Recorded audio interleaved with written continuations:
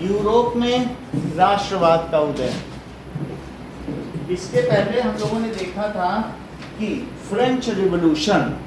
French revolution, France में जो क्रांति हुई, फ्रांसीसी क्रांति, उसकी वजह से पूरे यूरोप में एक नया एस्पिरेशन आया कि जब फ्रांस के लोग अपने डेस्टिनी के लिए, अपने भविष्य के लिए लड़ाई कर सकते हैं तो हम क्यों नहीं कर सकते।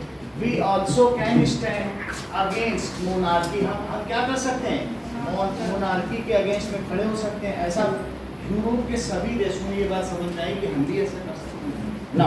तो the rise of nationalism in Europe, Europe में राष्ट्रवाद का उदय।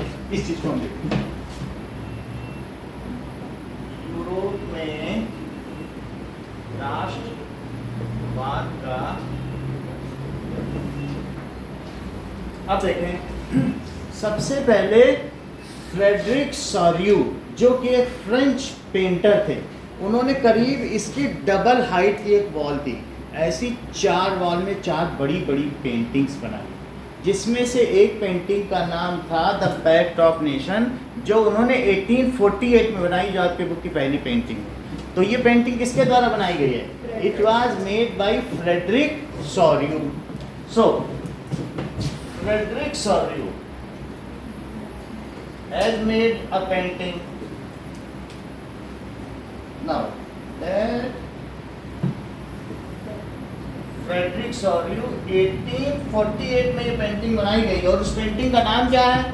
ये सारे वो एमसीक्यू के क्वेश्चंस हैं। That is the pact between nation.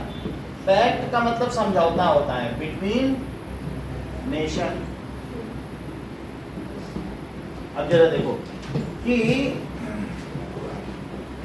वैसे तो 1644 में अमेरिका में डेमोक्रेसी आ चुकी देखा जाए, लेकिन फिर भी डेमोक्रेटिक कॉन्स्टिट्यूशन वहां कब बना? दैट इज 1779 में यूएसए पास्ड डेमोक्रेटिक कॉन्स्टिट्यूशन। तो हम ये मान सकते हैं कि यूएसए 1779 में वहाँ पर जो है डेमोक्रेसी यानी लोकतांत्रिक संविधान की अब स्थापना हो चुकी है। और ये पेंटिंग कब बनी है? पेंटिंग का समय देखो, क्या पेंटिंग बहुत बाद में बनी? सो पेंटिंग वाज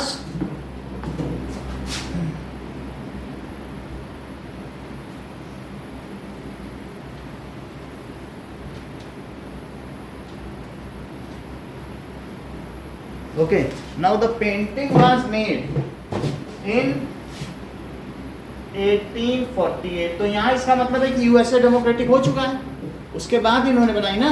तो ये कौन बना रहा है? That is painter made painting. अच्छा, यहाँ पर हम 3 चीजें देखेंगे।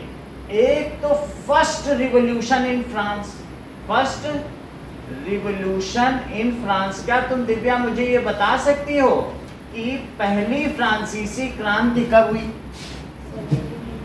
सही, जैसा इन्होंने बताया 1789 में क्या वहाँ बास्टील की जेल का आक्रमण हुआ। जरा इसका अपना दूसरा वो देखो, that is when the Bastille jail was attacked. अभिषेक कब हुआ है? ओके, तो 1789 तो पहला रिवॉल्यूशन हुआ। तो जुलाई 1789 कब हुआ बताइए? जुलाई 1789 में क्या हुआ था वहां पर? बास्टील की जेल पर अटैक किया लोगों ने, वो बाद में देखेंगे क्यों हुआ। फ्रांस में 3 क्रांतियां हुई हैं। जैसे हमारे देश में कितनी क्रांति हुई बताओ? देयर वर 2 नेशनलिस्ट मूवमेंट हुए। एक प्रथम स्वतंत्रता संग्राम हुआ था कि नहीं, 1857 का, जो आप लोग पढ़ते हो शुरू में, मंगल पांडे वाला नहीं पढ़ते हो कि उन्होंने वहाँ पर ये किया क्योंकि वो कारतूस खींचे जाते थे। तो क्या, तो एक तो ये था, और दूसरा कब हुआ? जो हम लोग गांधी जी के नेतृत्व में लड़े। तो 2 हमारे क्रांतियाँ हुई हैं कि नहीं? 42 की अंग्रेजों भारत छोड़ 2 हुई है। वैसे फ्रांस में कितनी क्रांतियाँ हुई है डेमोक्रेसी लाने के लिए, या राष्ट्रवाद के लिए, या नेशनलिज्म के लिए? जी, तो पहली कब बताई गई बताइए? 1779, जिसको कि आप कहाँ पढ़ चुके हैं? 9th में पढ़ चुके हैं कि बात थी। वो क्यों हुई वो बाद में देखेंगे। एक कब हुई होगी बताओ जरा, देखो एक यहाँ पे हुई, वो कौन सी हुई होगी? दैट इज हम देखेंगे जुलाई रेवोल्यूशन, दैट इज 1830। बात समझ आए कि नहीं? ओके। और तीसरा रेवोल्यूशन हम कहाँ देखेंगे? यहीं पे देख लेंगे, ये सेरियो की पेंटिंग है, और इसके पहले यहाँ पे देख लेंगे फरवरी 1848। और ये कब बनाई गई? ये भी तो 48 में ही बनी होगी, तो साल के शुरू में। तो 3 रेवोल्यूशन हम देखेंगे। तो कौन कौन से रेवोल्यूशन है?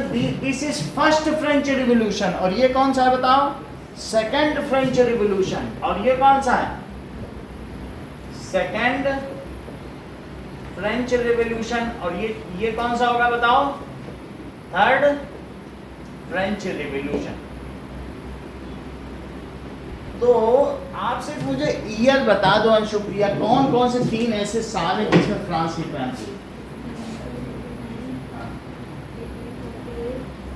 बीच वाला बताओ। ये तो 1848 आप थर्ड वाला बता रहे हैं ना। तीसरी फ्रांसीसी क्रांति, द्वितीय बताओ कभी? जुलाई रेवोल्यूशन। क्या हुआ बताओ? 1830। तीनों बताओ सुजैन।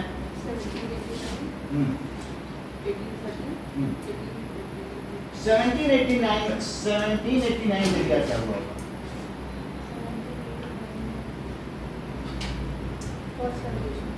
ये बहुत अच्छा प्लान। जैसा कि रिया ने बताया कि बास्तील की जेल पर अटैक हुआ, ऐसा हमारी बुक के पहले चैप्टर के दूसरे पेज पे जो अल्मनाक दिया उसमें बना।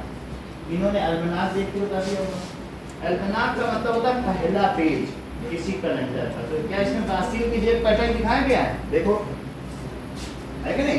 किसी जो नेशनल बुक छपती है ना, उसमें पहले पेज में दिखाया गया। अगर आपसे कोई पूछे कि विश्व की सबसे क्रांतिकारी या ऐतिहासिक घटना क्या है, या हिस्ट्री का सबसे मेन चीज क्या है, तो दिव्या आप क्या कहेंगे?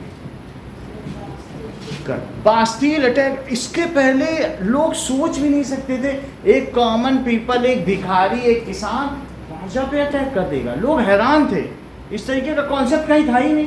पहले तो नेशन की अवधारणा भी नहीं थी। जैसे पूछते थे आपस में, आपने पूछा हाँ हमारे एरिया में किसका कब्जा है, तो बोलिए अकबर की सेना ने हम लोगों को हमारे यहाँ सब घेरे। बोले जय अकबर, जय अकबर, जय अकबर, जय।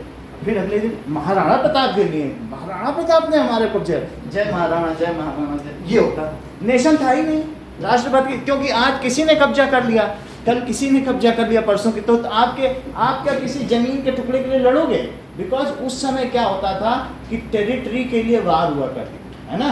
तो इस तरीके से होता था। तो लेकिन हम अभी क्या देखने जा रहे हैं? अगर एक बार नेशनलिज्म का उदय हो गया, तो अर्नस्ट रेनान ने तीसरे पेज पे आपके क्या लिखा है कि नेशन की अवधारणा क्या, वो भी फ्रांस के ही फिलोसफर थे।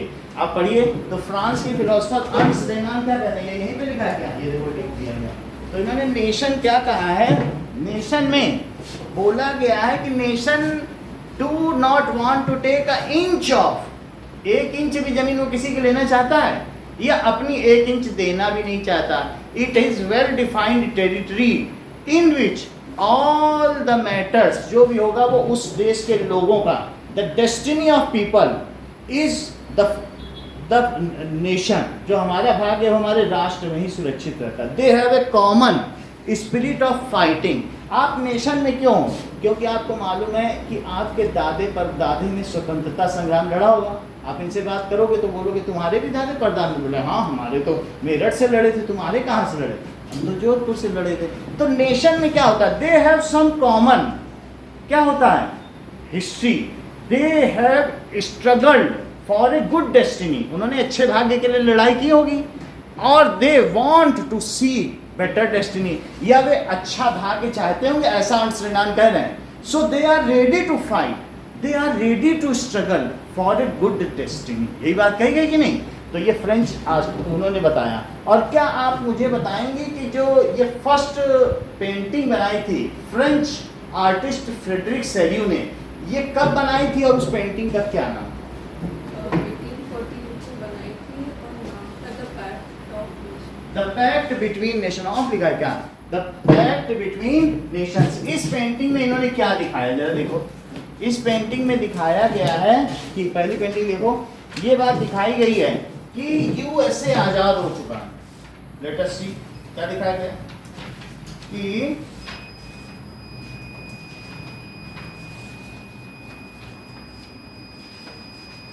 ये देखो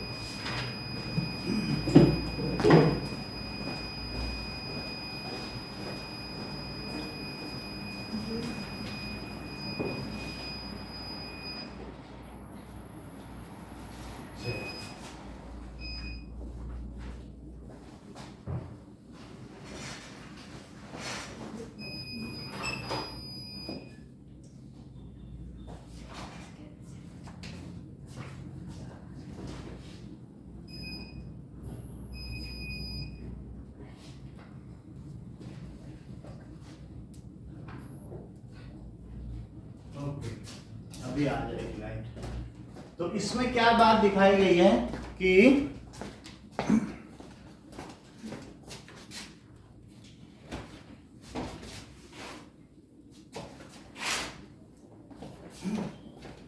इसमें ये दिखाया गया है द फ्रेडरिक सोरियू की पेंटिंग में कि एक स्टैचू ऑफ लिबर्टी, आपकी बुक में दिखाई पड़ रहा है, स्टैचू ऑफ लिबर्टी हाथ में टॉर्च लिए और दूसरे हाथ में क्या लिए बताओ? यही जो है कॉपर की बनी हुई है, यूएसए में हम लोगों ने देखा जंग लग गया है तो उसमें रस्ट लग गया है, तो स्टैचू ऑफ लिबर्टी दूसरे हाथ में चार्टर ऑफ नेशन लिए। चार्टर का क्या मतलब होता है? द रूल्स, कि नेशन के लोग किस रूल को मानते हैं उसे क्या कहते हैं? चार्टर। चार्टर में क्या होता है? रूल्स ये रहते हैं। और उस स्टैचू ऑफ लिबर्टी वो सबको आशीर्वाद देती जा रही है। और बताओ उसके आगे से कौन गुजर चुका है? उसने किसको आशीर्वाद दे दिया? वो किसका जन है? यूएसए। बोलो आगे कौन निकल गया उसके? क्या यूएसए उससे पहले आजाद हो चुका है? और ये जब बनी है, और अब फ्रांस अभी अपने तीसरे रिपब्लिक के लिए स्ट्रगल कर रहा है। तीसरा रिवोल्यूशन हुआ है। क्या आप मुझे बताएंगे दिव्या कि फ्रांस अंततः कब आजाद हो गया? व्हेन इट बिकेम डेमोक्रेटिक, या रिपब्लिक कब हुआ? 1870 में हुआ। तो ये क्या उस समय की समसामयिक, दैट इज कंकरेंट ही है उसी समय की कि नहीं? कि अब हमारे बाद बोलो यूएसए के बाद अब किसे आजाद होना है? और ये स्वतंत्रता की देवी that is Statue of Liberty अब किसको ब्लेसिंग देने वाली है? That is France. फ्रांस का ट्राई कलर्ड नेशन का फ्लैग था, उसमें कौन कौन से कलर थे? व्हाइट था, ब्लू था और रेड था। क्या वही तीन कलर हैं? तो आगे कौन निकल चुका है बोलो? यूएसए निकल चुका है कि नहीं? वो डेमोक्रेटिक बन गया। अब वो किसको देगी? आशीष वो देगी फ्रांस को। फिर उसके बाद ट्राई कलर जर्मनी का फ्लैग है, देखो उसमें ब्लैक कलर है, तो ब्लैक है, येलो है और एक और भी कोई कलर होगा, तो वो ट्राई कलर्ड जर्मनी को, वो इसी बुक में बना हुआ है। हम देखेंगे अभी जर्मेनिया का जो कलर है ना, तो आपका यही चैप्टर ही तो है, पहला चैप्टर, जिसमें यूनिफिकेशन ऑफ जर्मनी भी देखेंगे। तो अभी आगे से यूएसए निकल गया और अब कौन निकलने वाला है बोलो? फ्रांस। फिर कौन निकलेगा? जर्मनी निकलेगा और उसके पीछे दूसरे देश हैं जैसे स्विट्जरलैंड। तो ये सब देश उससे क्या ब्लेसिंग लेना चाहते हैं बताओ? नेशनहुड कि now we are free. What is the concept of nation? Nation का कॉन्सेप्ट क्या है? That is every person of is the citizen of nation. उस देश में रहने वाला उसका क्या कहलाएगा? Citizen. And nation protects its citizen and assures equality between them. उनके बीच में क्या होगा? क्या आपने कभी चंद्रशेखर 3 स्टेट का कॉन्सेप्ट पढ़ा है यूरोप में? Earlier there was concept of 3 states, ठीक है? तो 3 स्टेट्स में क्या इक्वलिटी थी? नहीं थी। लेकिन जो नेशन बनेगा तो उसमें सभी पीपल क्या होंगे? सारे सिटीजन्स क्या होंगे? इक्वल होंगे। तो जिसको जिसको ब्लेसिंग देता जा रहा है वो क्या इक्वल होते जा रहे हैं? तो ये ऐसी पेंटिंग है जिसमें ये दिखाया गया है कि सब आइडियलिस्टिक व्यू है। और नीचे दिखाया गया आगे क्या पड़ा हुआ है? क्या remains of monarchy and absolutist पड़ा हुआ है। उनके मुकुट पड़े हुए हैं। आगे जरा देखो, आगे टूटे फूटे क्या पड़े हुए हैं? ढेर से लगे हुए, सब क्या पड़े बताओ? ये तो आशीर्वाद देती जा रही है। ये क्या पड़े बताओ? These are the remains of crowns। ये सब क्या पड़े हुए हैं? ये सब देखिए क्या पड़े हैं? किसी के जो क्राउन्स है या कुछ मुकुट है या रोलिंग रॉड होगी, रॉयल रॉड होगी, वो सब पड़े हैं। अब मोनार्की और जो एब्सोल्यूटिस्ट है वो सब खत्म हो गए, निरंकुशवादी शासन खत्म हो गया। और ऊपर क्या लिखा हुआ है बताइए? क्या फ्रेटर्निटी लिखी हुई है?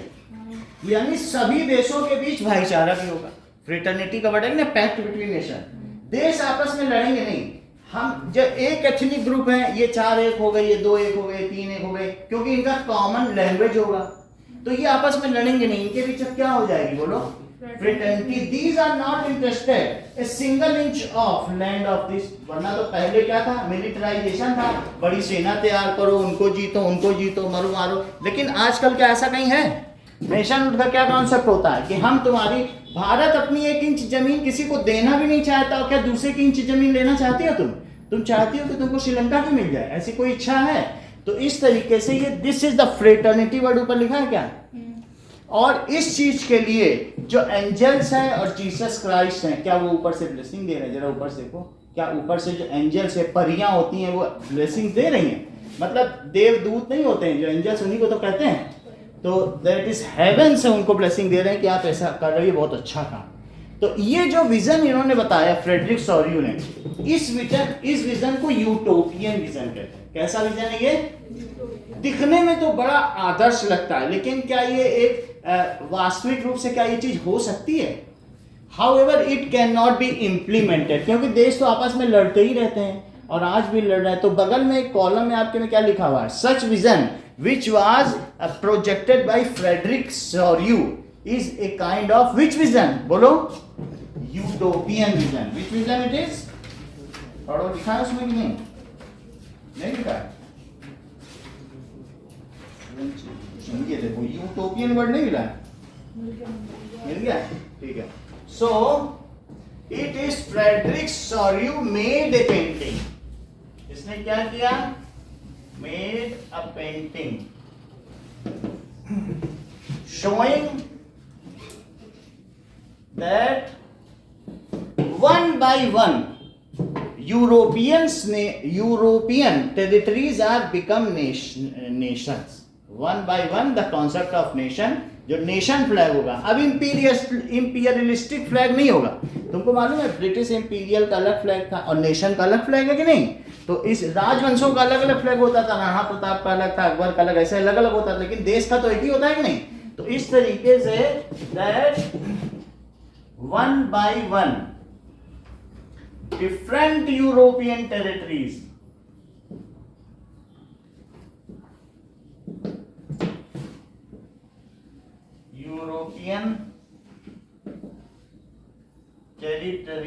are becoming nations.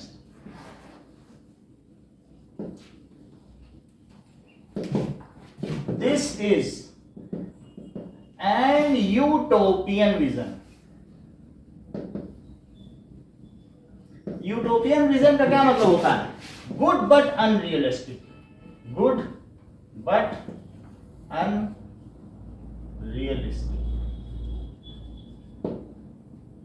ये वास्तविक नहीं है। तो ये चीज याद रखिए। अब देखिए, इसमें दिखाया गया है, कुछ कॉन्सेप्ट हमें समझना होगा कि वास्तव में किस तरीके के उस समय रूल्स चलते थे या कुछ मॉडर्नाइजेशन होना है तो क्या होता है। That is absolutist.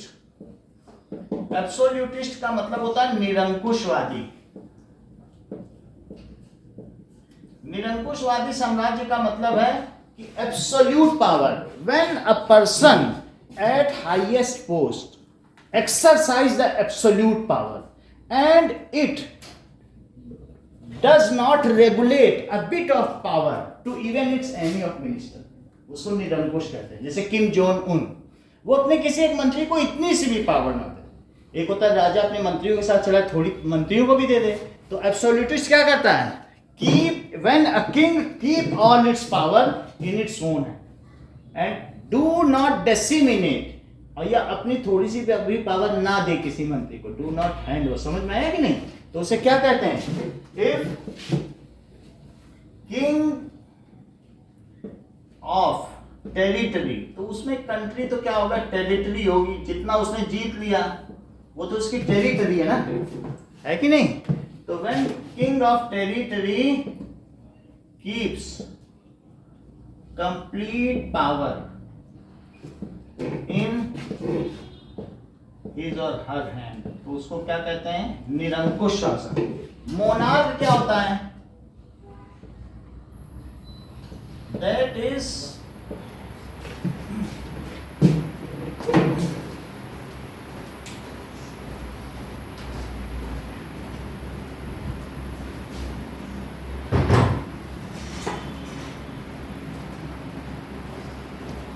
Mono plus R, that is mono plus archy. Archy का मतलब रूल प्लस वन, तो rule by one is known as monarch. बात समझ आ गई? तो कैसे हम मोनार्क कहते हैं? तो राजा का ही शासन हो गया कि नहीं? तो that is rule by one, यानी डोमिनेंस ऑफ किंग। इसका मतलब एब्सोल्यूट नहीं है। अगर एब्सोल्यूट मोनार्की कह दी जाए तो क्या हो जाएगा? Rule by one and the king keeps all power with him, तब एब्सोल्यूट मोनार्की हो जाएगी। दोनों मिला भी तो सकते हो कि नहीं? अब जरा देखो, ऐसे मोनार्की हो गई और दूसरा क्या हो गया? पैट्रियार्की क्या होती है? जैसे पैट्रियार्की का मतलब तुम्हारे यहाँ जैसे टीवी आया और पापा अपने मन से कोई भी टीवी लिया, सोनी का उठा के लिया है, और मम्मी से भी नहीं पूछा, भैया से भी नहीं, तुमसे तो कहा जाएगा कि पिता का ही शासन चलता है, वो अपनी मर्जी से टीवी ले आते हैं, तो उसको क्या कहेंगे? Rule by father. Patri plus archy, that is rule by किसके द्वारा? फादर। मैट्रियार्की किसको कहते हैं? That is मैट्री। मार्टिर किसको कहेंगे? जो मातृभूमि पे शहीद हो जाए तो मार्टिर कहते हैं, इसी से वर्ड आया।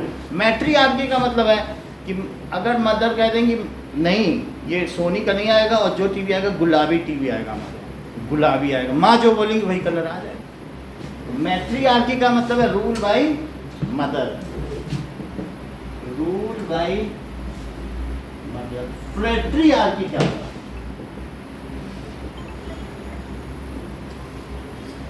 देखो फ्रेटर्निटी का क्या मतलब होता है, बोलो? उसी से वर्ड क्या आया है? भाईचारा, ब्रदरहुड। और उसी से वर्ड कौन सा आ गया, बोलो? फ्रेट्रियार्की। तो that is freighter plus archy, that is rule bye brother, भाई का शासन। मतलब जैसे किसी मुगल शासन में क्या होता था, भाई भाई बन जाते थे, बहनों को तो कभी शासन मिला नहीं। एक रजिया सुल्तान किसी में थी, गुलाम वंश में वही बनी थी, तो अब बहनों के शासन के लिए कोई अलग से वर्ड नहीं है। रूल पैट्रियार्की, मैट्रियार्की, पैट्रियार्की और मोनार्की। समझ में आ गया तुमको? अब जरा समझो कि इसके अलावा ये वर्ड्स हो गए। कंजर्वेटिव्स क्या होते हैं?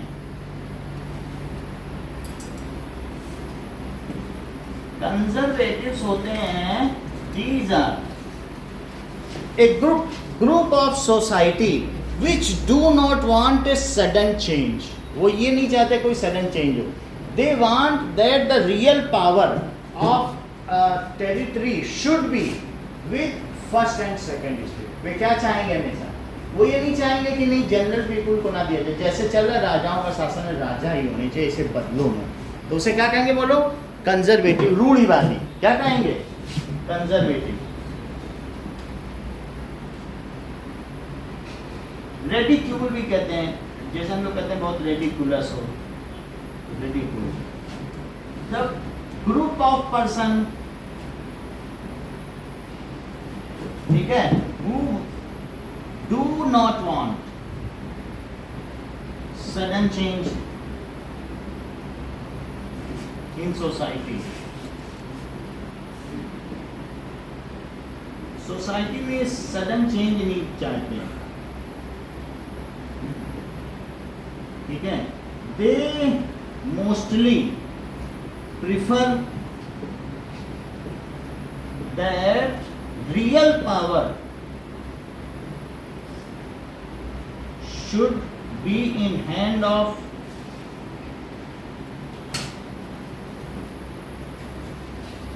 First and second state. वास्तव में सेकेंड स्टेट के हाथ में तो थी ही पावर।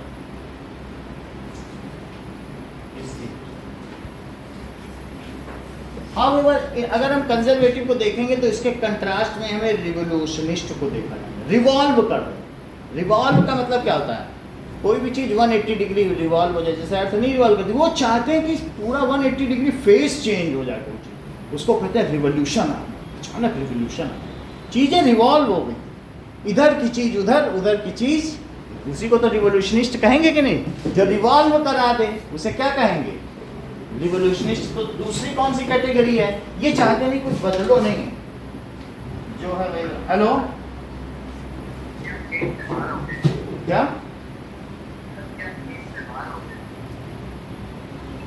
समझ में नहीं आ रहा? क्या क्लास से बाहर हो गए? Okay okay.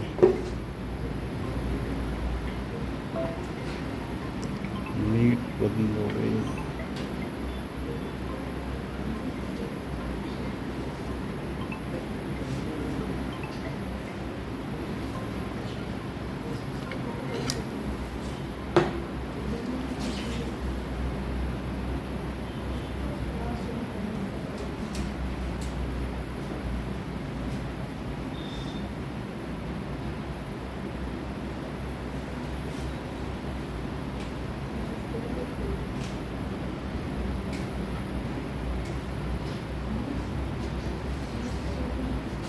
Okay, now am I audible? आवाज़ आ रही है आप लोगों को? Yes sir. ठीक है।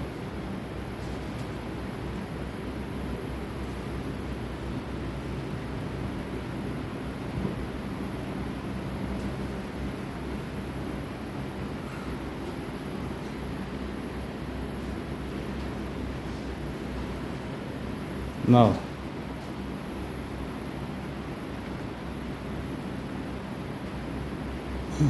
चलिए,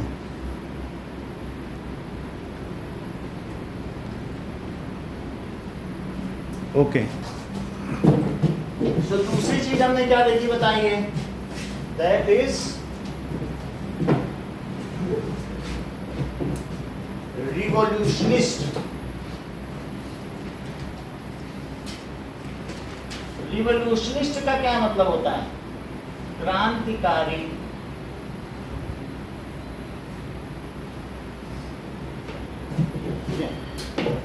That is these group of people want sudden change in society। इसे रिवॉल्वर से समझना चाहिए। रिवॉल्व से ही क्या रिवॉल्वर बनी है जिसमें कोई चीज घूमती रहती है। रिवॉल्वर में आप देखो जब चलाते हो तो घूमती नहीं बीच में, जिसमें तो रिवॉल्व चाहते हैं। ये क्या चाहते हैं? 180 डिग्री फेस रिवर्सल। सो रिवॉल्व से बना है, दैट इज 180 डिग्री चेंज, उसी से बना है। तो want sudden change in society. For that, उसके लिए क्या करते हैं बताइए? For that they can fight with the officials या रूलर। उसके लिए वो रूलर जो होगा ना, जिसके हाथ में पावर, उससे लड़ाई भी कर सकते हैं, आर्म्ड रिबेल भी कर सकते हैं। For that they can rebel. Rebel का मतलब है उनके खिलाफ विद्रोह। हमारा भी तो विद्रोह ही था जो प्रथम स्वतंत्र, उसे रिबेल कहा जाता है। नहीं, रिबेल अगेंस्ट रूलर, तो उसको क्रांतिकारी कहते हैं। रिवोल्यूशनिस्ट का मतलब क्या होता है? क्रांतिकारी। ओके, तो ये रिवोल्यूशनिस्ट हो गया। अब तीसरा देखो, एक होता है रेडिकल। रेडिकल, रेडिक्यूल अलग है, रेडिकुलस नहीं कहते हैं। तुम तो बड़े, अरे नहीं नहीं आज बृहस्पति है, आज दाढ़ी मत बनाओ, आज शनि देव की शनिवार है, उनको तेल चढ़ाओ, इसको कहते हैं रेडिकुलस। जो पढ़ा लिखा ना हो, धर्म पे चले, उसे रेडिकुलस कहते हैं। और रेडिकल अलग है और रेडिकुलस अलग है, बात समझ लेना। रेडिकुलस उसको कहते हैं जो अंधविश्वास को माने। समझ में आया अरविंद? रेडिकुलस का मतलब क्या है? अंधविश्वास को माने। और रेडिकल क्या होता है? कि जरा सा, जैसे सीरिया में हो रहा है, सुनाओ जरा कलमा। उसने कलमा पढ़ा, ला इलाहा इल्लल्लाह, इल्लाह बोला, ई बोला ना छोटी, मानो उसके गर्दन में निकाल ली तलवार। इल्लाह बोला, अल्लाह नहीं बोला, इल्लाह। इसे मालूम नहीं कलमा, वहाँ ऐसे ही मारेगा। कलमा में जरा सा एक नुक्ता अलग से हटा दिया, गला कट गया। बस कार से उतरवाते हैं, कलमा पढ़ेंगे, बोले सूर्य निशा बताओ, अच्छा अल निशा बताओ, तीसरा वाला उसकी आयत नहीं बता पाए, निकालो बता। इसको कहते हैं रेडिकल। रेडिकल का क्या मतलब है? अतिवादी, जो समाज को एक एक्सट्रीम पोजीशन पर ले जाना चाहिए, उसको क्या कहते हैं? जैसे हमारे सबको हटा दिया जाए, बोले जो लोग गीता नहीं पढ़ते सबका गला काटो, तो फिर वो अतिवादियों का शासन नहीं हो जाएगा, पंडितों का। या ऐसे मौलवी हैं, वो कहे भाई जो 5 समय की नमाज न पढ़ता हूँ तो उसको हटा दो। So such is the radical. Radical का मतलब क्या? खैर हम फ्रेंच सोसाइटी में रेडिकल का क्या मतलब समझे। Radicals want that the country should be ruled by majority. It is a kind of majoritarian government. समझा? तो ये तुम अपने मन में रखना, जब मैं जहाँ जहाँ वर्ड यूज़ करूँ तो तुम्हारे मन में आ जाएगा ना कि रेडिकल कौन है। ये बीच बीच में वर्ड आते रहेंगे तुम्हारी बुक। रेडिकल का क्या मतलब है? अतिवादी। तो क्या रेडिकल होना चाहिए किसी सोसाइटी? नहीं होना चाहिए ना, मॉडरेट होना चाहिए। लेकिन अतिवादी क्या चाहता है बताओ? That is country should be, territory should B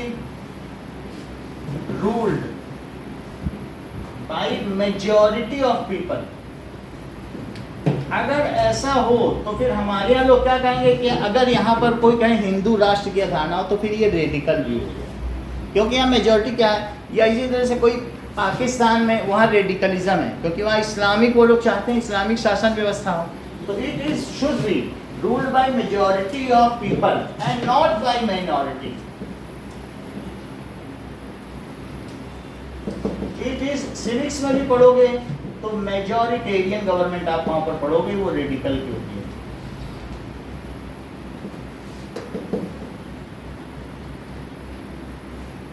okay, तो रेडिकल्स का भी अच्छा नहीं माना जाएगा। अब चौथा देखो, लिबरल्स। लिबरल्स क्या होते हैं?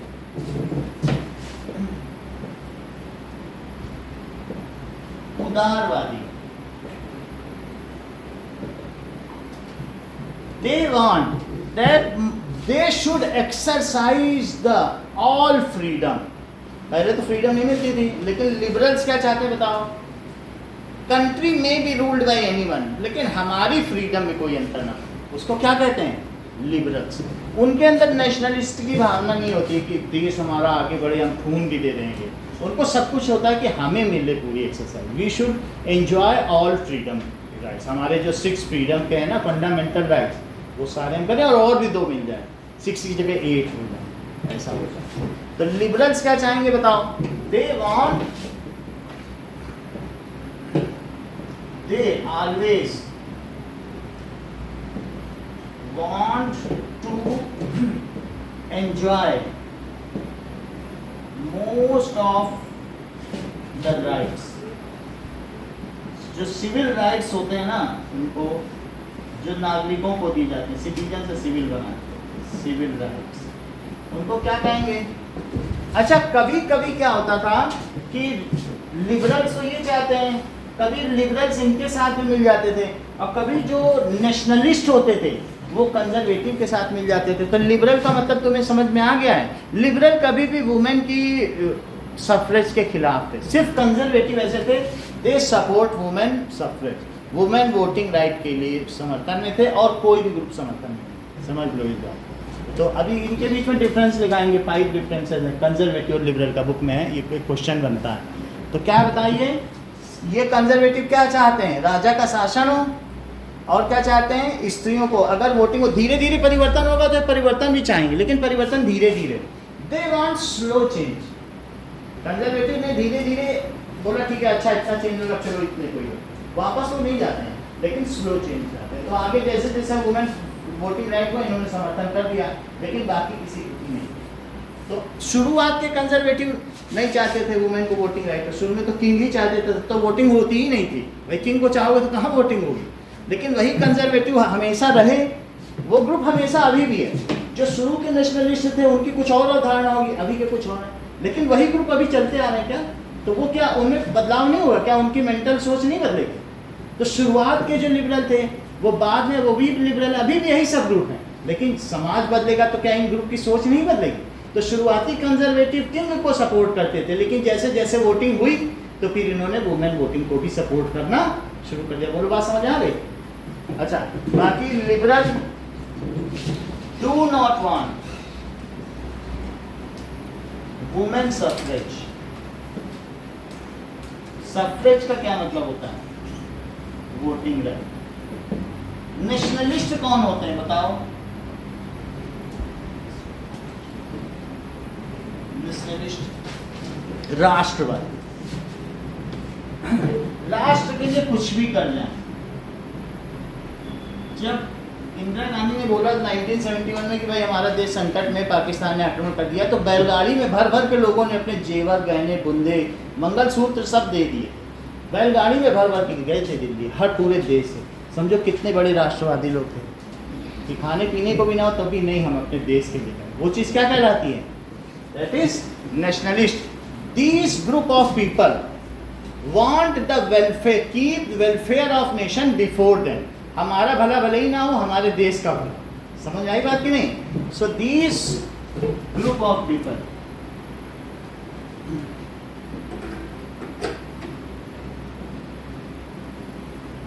Put nation first, people second concept. राष्ट्र प्रथम, नागरिक द्वितीय। यह जगह जगह लिखा भी होगा slogan, nation first, people second, people always. Air force का भी यही स्लोगन। पुट नेशन फर्स्ट और पीपल आफ्टर देम।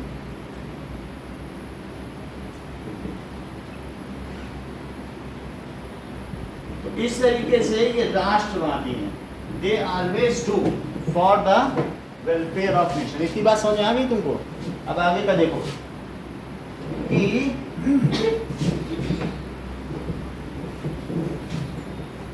जैसे आपने देख लिया मोनार्की, कॉन्स्टिट्यूशनल मोनार्की क्या होती है?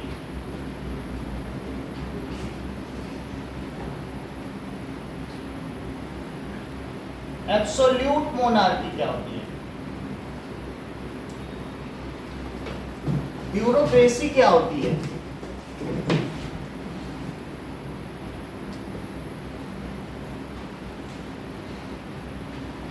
एरिस्टोक्रेसी क्या होती है? ठीक है ना?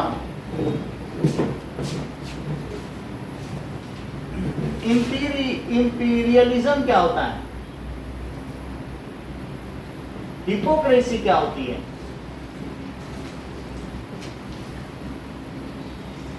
ये सारी चीजें, ये अलग अलग चीजें हैं, ठीक है? तो हमने इसमें देखा कि मोनोआर्की, ये तो समझ में आ गया कि नहीं? Mono plus archy, that is rule by king. Constitutional monarchy, if the ruler, the king follows the constitution made by representative, जैसा नेशनल असेंबली में 9th ने बनाया था कि नहीं? बोला ये हमारा कॉन्स्टिट्यूशन है, लोगों के द्वारा चुनी हुई नेशनल असेंबली ने एक कॉन्स्टिट्यूशन बनाया, बोला लुई 16 से तुम इसे फॉलो करो, तुम राजा हो लेकिन अपनी मर्जी से नहीं चलोगे, हमने जो बनाया इसे फॉलो करो। तो उसे क्या कहेंगे? संवैधानिक राजतंत्र। कॉन्स्टिट्यूशनल मोनार्की का क्या मतलब है? If king follows the charter made by national assembly, ठीक है? If king वहाँ एग्जीक्यूटिव है, किंग को कोई चीज बनाने का पावर नहीं है, एग्जीक्यूटिव है, ठीक है? फॉलो द चार्टर, चार्टर भी वही रूल्स होते हैं, एक list of rule made by national assembly. ये फ्रांस से ही ये वर्ड आया है, वही कॉन्स्टिट्यूशनल मोनार्की, तो उसे कॉन्स्टिट्यूशनल मोनार्की कहेंगे। एब्सोल्यूट मोनार्की का क्या मतलब है? निरंकुश राजतंत्र। Whatever as per the whim and fancy, उसका जो मर्जी कहे राजा वो कर दे, कि भाई इसे शेयर कट वालों को आज मार देना, तो उसके सेना निकल पड़ी मारने। जो लाल टी शर्ट पहने, कुम जोन उन कहता है आज जो लाल टी शर्ट पहने उसे मार डालो, मारे जाते हैं।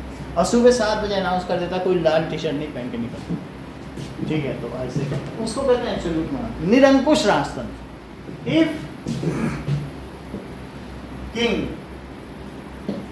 ठीक है, ये क्या करे? हैज कंप्लीट पावर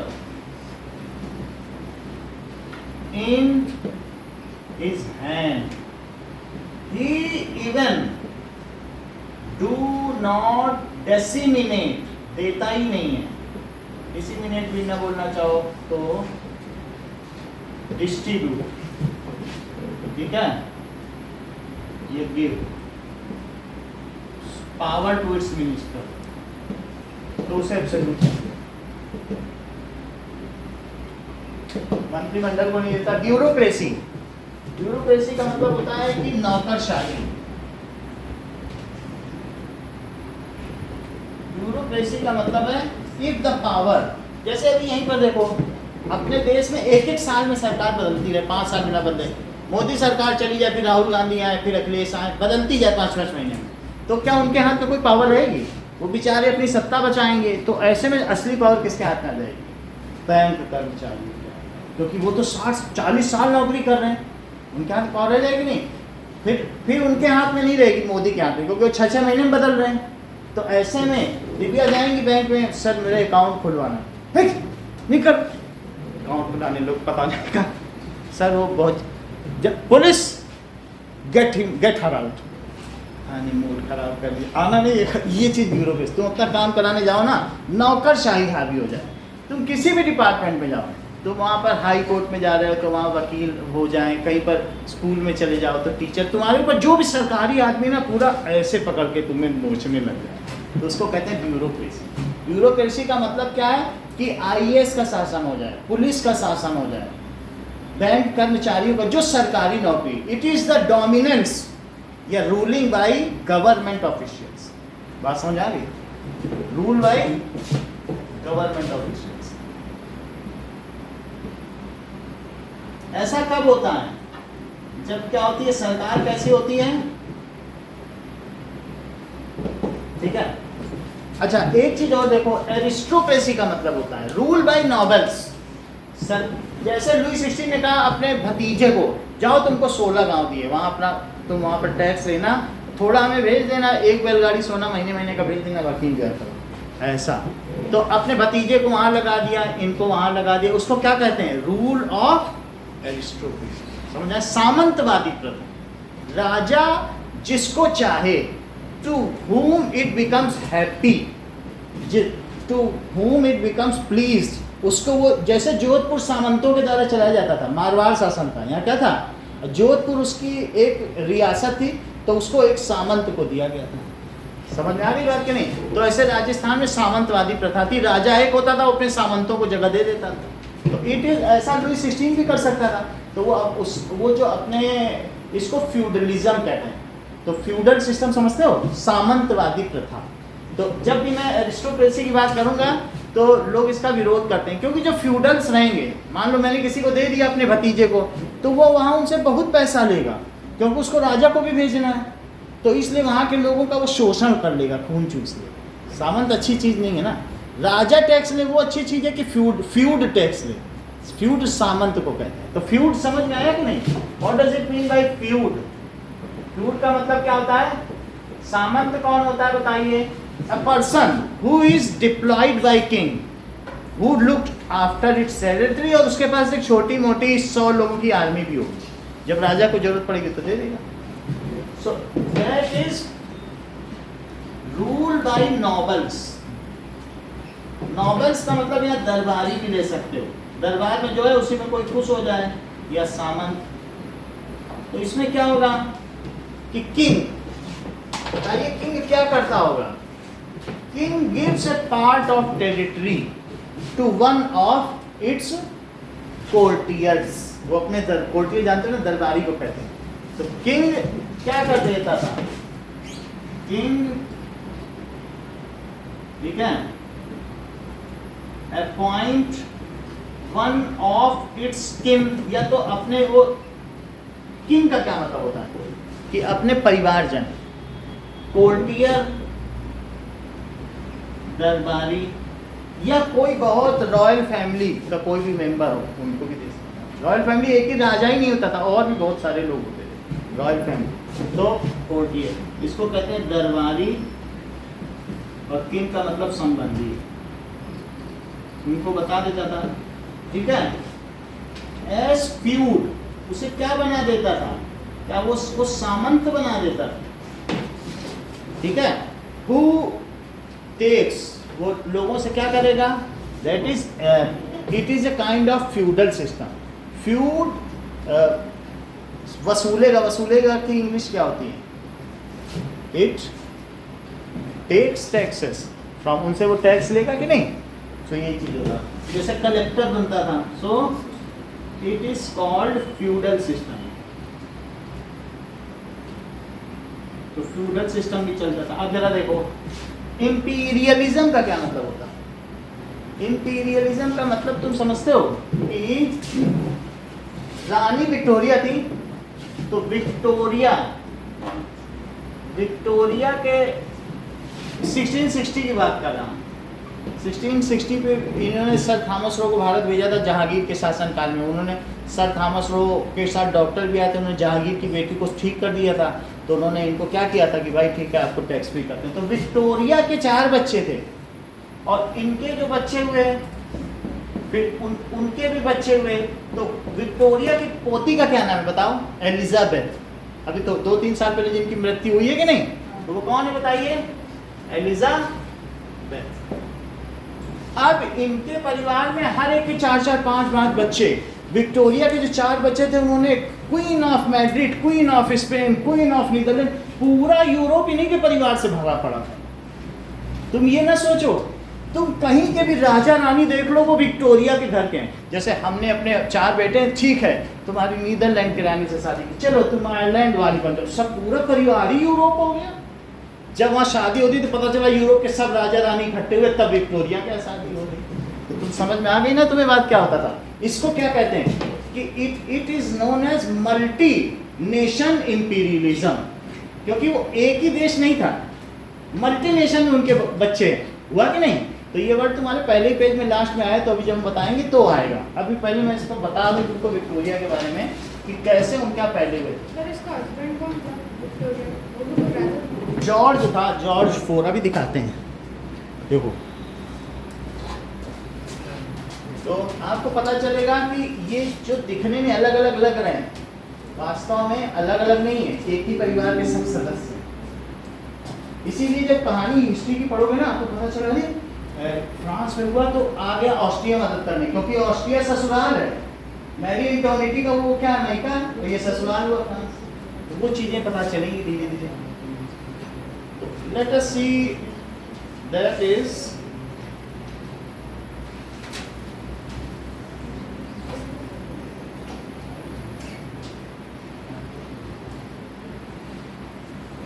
ना।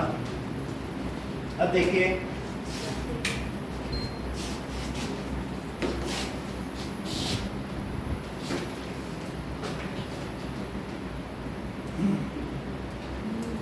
ना,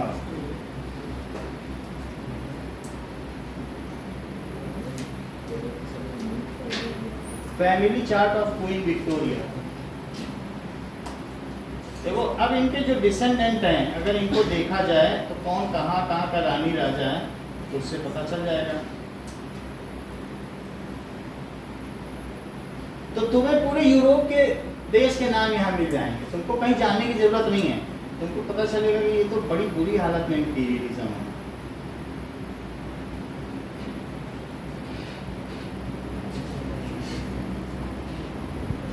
ये क्वीन विक्टोरिया है, बोला भी जाता है तुम कहीं की विक्टोरिया हो क्या। अब ये देखो इसमें क्या दिखाया गया है, सारे अगर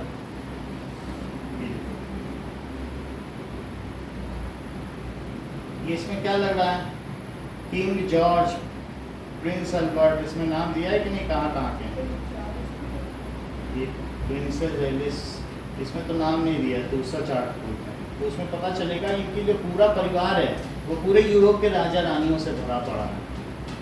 तो इस चीज़ को क्या कहेंगे, दैट इज इसमें हो सकता है डिटेल के साथ एक दो नाम दिखा दे रहे हैं फिर पता चल जाएगा आपको।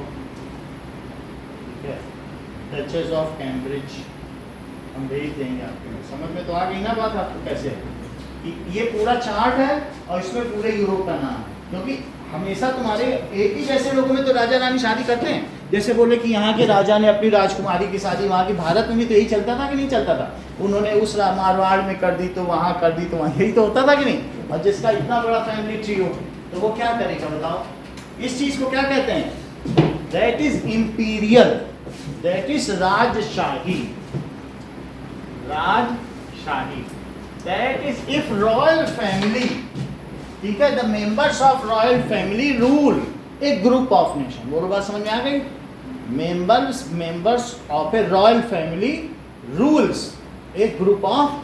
तो वो ऐसे में क्या होगा बताओ, अगर फ्रांस पे किसी ने, जनता ने आक्रमण किया तो क्या पूरा यूरोप जनता के पीछे पड़ जाएगा? बहुत मुश्किल है। आप फ्रेंच रिवॉल्यूशन को आसान न समझो, अगर फ्रांस में नेशनल असेंबली ने किसी देश पे आक्रमण किया तो सारे पूरा यूरोप की विक्टोरिया के पूरा परिवार ही तो है, कहेंगे अरे हमारे बेटे के खिलाफ जनता उतर रही, मारो जनता को। वही होने वाला है, समझ में आ गई बात की नहीं। एक क्या हो बताइए कि फैमिली मेंबर्स रूल्स क्या करें बताइए, ए ग्रुप ऑफ कंट्री, सिर्फ एक कंट्री नहीं। जब मैं कंट्रीज की बात कर रहा हूं तो ये नेशन ही समझो, क्योंकि नेशन की याद आना, पहले टेरिटरी था, जब नेशन बन गया तो नेशन और कंट्री सिनोनिम है, सही है। जब नेशन है वही तो कंट्री हुआ कि नहीं हुआ। हिपोक्रेसी का क्या मतलब है? Hypocritic ruler. तो हिपोक्रेटिक रूलर का मतलब है कि the person which show something at the end does something, जैसे पाकिस्तान हिपोक्रेटिक है, ठीक है। हिपोक्रेसी का क्या मतलब? जो उसकी कथनी और करनी में अंतर है। हरे राम कल उसको मार डालेंगे, हरे राम उसका बुरा हो जाएगा, ये चीज हिपोक्रेसी। बोल कुछ और रहे हैं, हवा मन में सोच है, मन में राम बगल में छुरी, तो उसको कहते हैं हिपोक्रेटिक रूलर। बात समझ आ गई? तो that is if ruling is different from the statements, जो वो बोल रहा है वो नहीं कर रहा। Ruling is something different from statements. एक और चीज आ रही है, सोशलिज्म, जो कि अगला चैप्टर ही बनेगा। What does it mean bye socialism? वो क्या चाहते हैं?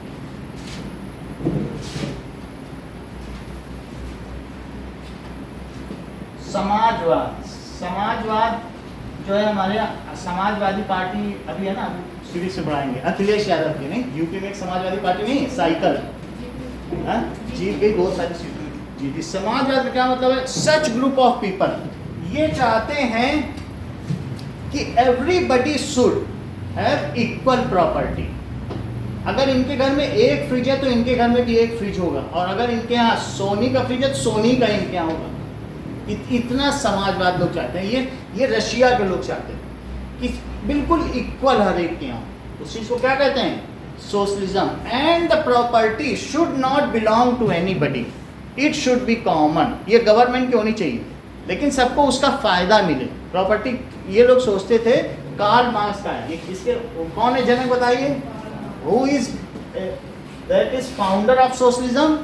Karl Marx. वो भी जर्मन के थे, वो आगे चल पता चलेगा। और इनकी समाजवादी ये चाहते हैं कि चाहे अगर जरूरत पड़े तो लूट लो अमीरों को, उनको मन हो तो मार भी डालो, और उनके पैसा सब में बराबर पाए, ये चाहते हैं। जैसे तुमको मालूम है कि रशिया में 1930 में लेनिन ने रेडियो में अनाउंस किया, सभी लोगों को बधाई हो, अब आज से सब लोगों को 2 रोटी खाने को मिलेगी, बटे ये पहले एक मिलती थी। वहाँ इंजीनियर को भी 1 रोटी मिलेगी, राजा को भी 1 मिलेगी, भिखारी को भी 1। बोलो ऐसे में तुम क्या, तुम्हारा पढ़ने का मन करेगा? बोलोगे रोटी तो एक ही मिलनी, पढ़ाई लिखाई क्या करें? नहीं। तो समाजवाद के कॉन्सेप्ट में रशिया आज तक कुछ अच्छा नहीं करता। बात समझ आ गई? तो क्या ये तुम्हें ये मेथड अच्छा लगता है कार्ल मार्क्स का, कि सबको समान चीज मिले और प्रॉपर्टी किसी की भी ना हो? So that is everybody equal distribution, equal distribution of money, money का equal distribution. And property does not belong to anybody, property किसकी होनी चाहिए? सरकार।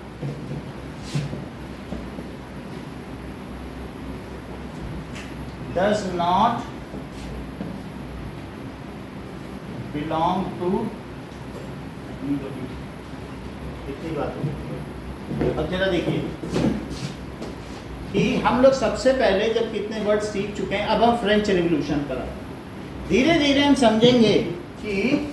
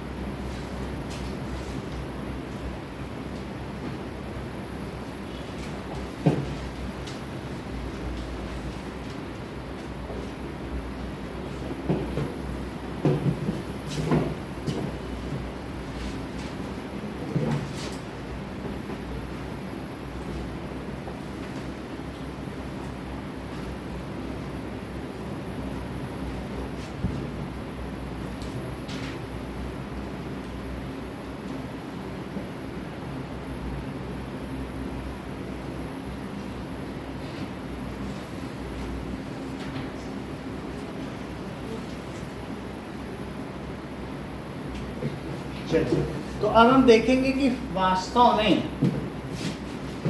ये यहाँ पर श्रीलंका।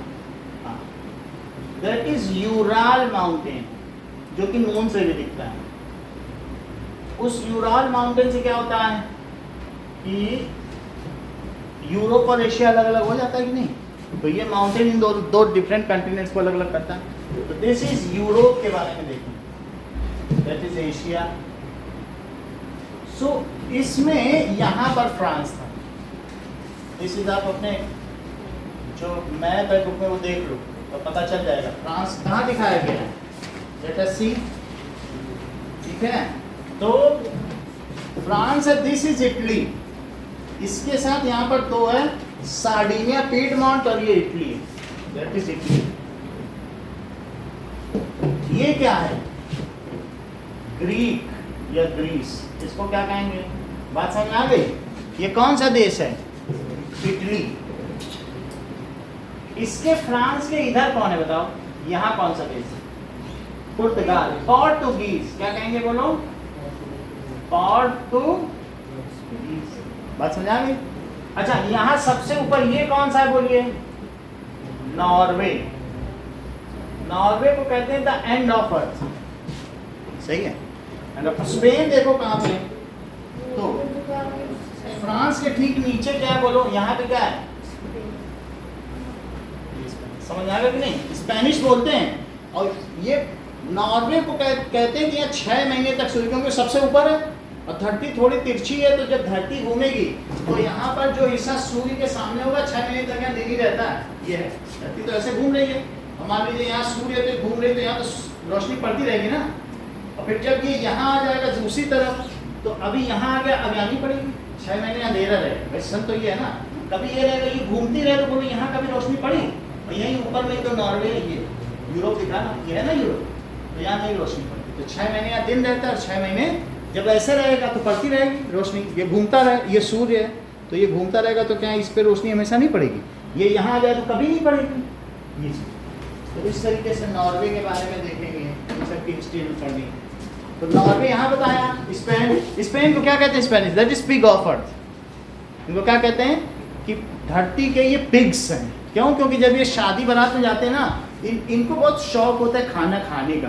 तो ये खाना खाएंगे, इनको इनके वॉमिटिंग स्पॉट्स होते हैं, फिर पलट के आएंगे, फिर खाएंगे। 6 बार कम से कम खाना खाते हैं। जहाँ ये खाना खाते हैं बगल में वॉमिटिंग स्पॉट्स भी रखे थे, फिर उल्टेंगे, फिर खाने के बहुत शौक। तो ऐसा तो सुअर लोग करते हैं ना, इसलिए इनको पिग्स ऑफ करते हैं। ठीक है कि नहीं? चलो, तो स्पेन आपको पता चल गया, पोर्टुगीज पता चल गया, ग्रीस पता चल गया। इसके अलावा ये नीदरलैंड, यहाँ पे क्या है बोलो? That is Netherland. ये यहाँ पे इंग्लैंड है, यहाँ पर क्या है? इंग्लैंड। ठीक है। वास्तव में ब्रिटेन और इंग्लैंड में क्या फर्क है बताओ? बता दिया। दैट इज ब्रिटेन और इंग्लैंड में ये फर्क है। ये चीज है आयरलैंड, ये क्या है? और आयरलैंड के बगल में यहाँ क्या है बोलो? स्कॉटलैंड। और इसके बगल में इंग्लैंड है। तो group of people who are known as Bret, Bret का मतलब उस रीजन के लोगों को क्या कहते हैं? ब्रेट्स। तो उनका एक ही जगह का कल्चर है, तो उससे उसे ब्रिटेन कहा जाता है। फिर बाद में सब मिल ही गए, क्योंकि उस ग्रुप का डोमिनेंस हो गया। तो कौन कौन 3 देश मिले बताओ? इंग्लैंड, स्कॉटलैंड और आयरलैंड। तो इन तीनों का यूनिफिकेशन भी हम पढ़ने वाले हैं। एक यूनिफिकेशन ऑफ इंग्लैंड, इसको क्या कहेंगे? और उसको यूनाइटेड किंगडम कहा जाएगा। क्या कहा जाएगा? और उस ग्रुप को क्या कहेंगे? ब्रेट्स। उसी से तो ब्रिटानिया बना। ब्रिटानिया बिस्किट भी हम लोग खाते हैं। तो बर्तानिया की सरकार, ब्रिटिश सरकार का क्या मतलब? इन्हीं ग्रुप की तो गवर्नमेंट है। समझ में आ गई बात? आगे चल के देखेंगे, लेकिन ये 3 देश मिलेंगे। तो यूनिफिकेशन आप किसका पढ़ने वाली हो? Unification of England. किसका पढ़ोगी बताओ? एक पढ़ोगे यूनिफिकेशन ऑफ फ्रांस। यूनिफिकेशन नहीं पढ़ेंगे, इसका नेशनलिज्म पढ़ेंगे। इसमें सिर्फ क्या पढ़ेंगे? इसने किसी को जोड़ा नहीं, जितना था उतना ही बना रहा। यूनिफिकेशन में तो 2-4 देश जुड़े ना, तब यूनिफिकेशन होता है कि नहीं? तो हम इस बुक में क्या पढ़ने वाले हैं? पहला देखिए, that is nationalism in France. तो पहला हमारा टॉपिक क्या होगा? फ्रांस में राष्ट्रवाद। समझ आ गई? अच्छा ये बताओ यहाँ पे क्या है? यूरोप तो आपको पता चल गया, ये चीज क्या है? ये क्या प्रूसिया है? समझ आ गया? जो प्रूसिया है वही आज जर्मनी है। प्रूसिया ही क्या है बोलो, देख लो। तो जर्मनी जो प्रूशियन किंग था उसने अपने आसपास के 18 डिफरेंट कंट्रीज को अपने आप में मिला लिया और एक यूनिफिकेशन ऑफ जर्मनी बनाया। क्यों मिला लिया? क्योंकि उन सभी 18 देशों की क्या भाषा, कल्चर और सारी संस्कृति एक जैसी थी, तो वो मिल गए। हमेशा जब नेशनलिज्म हुआ है तो चाहे अंश रेनान का कहना बोला, सब लोग जिनकी भाषा एक हो, जिनका कल्चर एक हो, जिनका नृत्य एक हो, जिनका खान पान एक हो, वो ग्रुप में मिल जाएं, एक नेशन बना। अलग अलग लोग ना मिले, जिनकी हिस्ट्री एक हो। भारत में तो कुछ भी एक नहीं था, हम किस आधार पर नेशन बने बताओ? हिस्ट्री एक है। क्या हिस्ट्री एक है? हमने अंग्रेजों के खिलाफ लड़ाई की, है हमारी हिस्ट्री। यही नेशन बना रहा है। वरना तुम्हारे में और साउथ इंडियंस में तो कितना गैप है हर चीज़ का, लेकिन तुम्हारी और उनकी कॉमन हिस्ट्री। तुम्हारे भी दादा लड़े हैं उसी ब्रिटेन के खिलाफ और उनके भी दादा लड़े। तो नेशन की क्या धारणा है? Who have the common history, जिनकी कॉमन हिस्ट्री हो, same language, can group together and form nation, और they have a glorious past, जिनका एक बहुत ज़्यादा अच्छा पुराना इतिहास है, वो भी मिल सकते हैं। समझ में आ गई बात कि नहीं? तो जर्मनी या प्रूशिया, प्रूशिया का नया नाम क्या है? जर्मनी। तो जर्मनी या प्रूशिया अपने साथ 18 देशों को मिला लिया उसने, और फिर उसने क्या किया बताइए? अपने साथ 18 देशों को मिला लिया। और तो हम दूसरा क्या पढ़ने जाने बताइए? Unification of Germany. इस चैप्टर में 5 चीजें। नेशनलिज्म इन फ्रांस, फ्रांस में राष्ट्रीयता कैसे आई, जर्मनी ने कैसे 18 देशों को मिला लिया और जर्मनी बनी। प्रूसिया ने मिलाया, प्रूसिया के राजा ने जिम्मेदारी संभाली और उसने क्या किया बताइए? 18 देशों को मिला लिया। फिर उसका नाम जर्मनी क्यों पड़ा? क्योंकि वहाँ जर्मन लैंग्वेज बोली जाए। क्यों पड़ा बताओ? समझ आ गई बात कि नहीं? तो प्रूशियन किंग ने 18 छोटे छोटे टेरिटरीज को मिला लिया और फिर उसका नाम जर्मनी क्यों पड़ा? जर्मन। तो हम उसको क्या बोलेंगे? अगली हेडिंग क्या होगी? Unification of Germany. इसमें हर क्वेश्चन 4 नंबर का होगा। तीसरी चीज क्या बोली जाएगी बोलो? अब तीसरा किसका यूनिफिकेशन? जैसे काशी ने बता दिया इंग्लैंड, क्योंकि अभी हम लोग इसी की तो बात कर ही रहे थे, उन्होंने बोल दिया। किसका यूनिफिकेशन? इंग्लैंड में कौन से 3 देश शामिल थे बताओ? स्कॉटलैंड और इंग्लैंड तो पहले से ही था, तो उसके बारे में पढ़ेंगे ये सब कैसे का यूनिफिकेशन ऑफ इंग्लैंड। बोल बात समझ आ गई? चौथी चीज देखो, किधर देखो भैया, ये जो है सार्डिनिया पीडमॉन्ट, ये पूरा इटली बनेगा।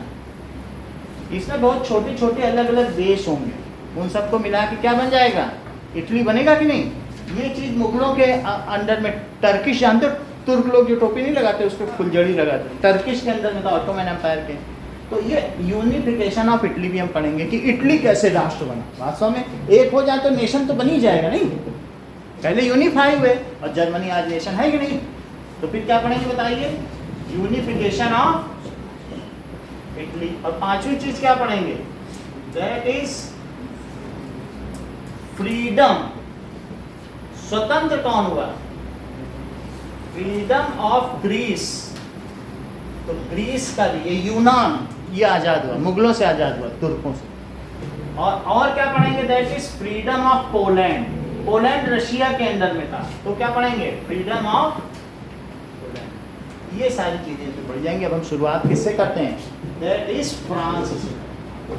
उस समय की बात है कि देखो इंग्लैंड ने यहाँ कॉलोनीज बना रखी थी। कितनी कॉलोनीज बना रखी थी? 13 कॉलोनीज बना रखी थी। और फ्रांस में 1774 की बात है, उस समय लुई 16 क्या बना था बताओ? Louis 16 became king.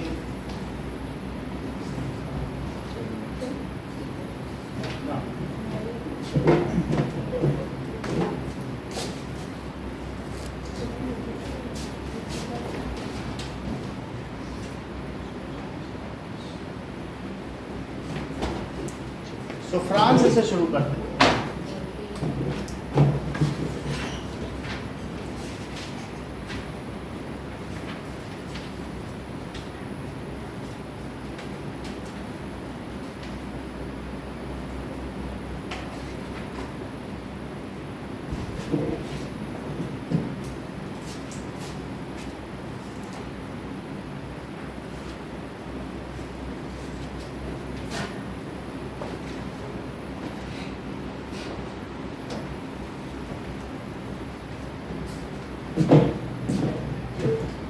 Okay.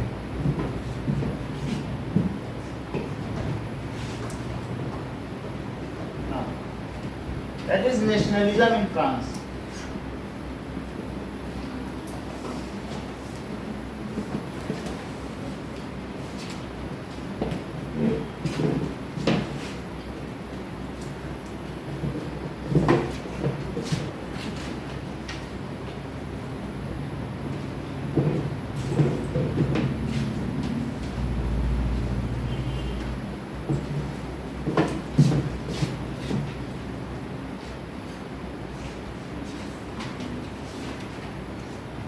Okay,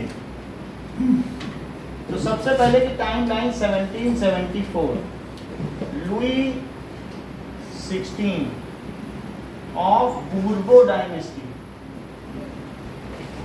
ठीक है, बूर्बो डायनेस्टी became king.